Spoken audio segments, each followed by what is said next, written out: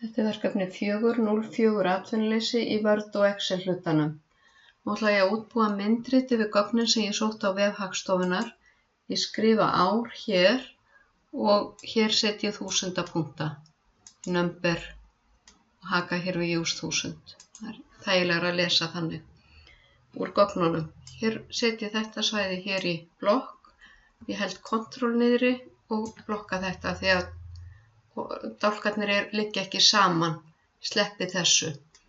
Og ég fer í Insert og ég fer í Column og þá fæ ég þetta svona.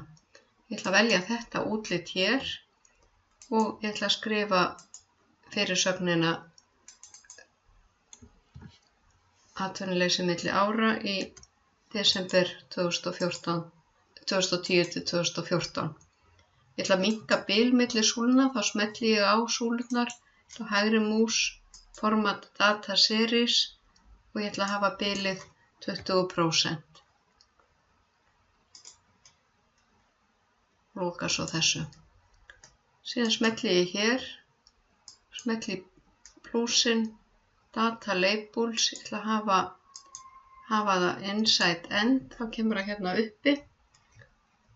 Og ef ég vil minnka letrið hér, þá get ég gert það hérna. Þá lítur þetta svona út. Ef ég vil setja ramma utan myndritið, þá fer ég í format, shape outline og get líka valið breiddina í weight og það er fínt að hafa hérna 3/4 punktar. Þá er myndritið tilbúið.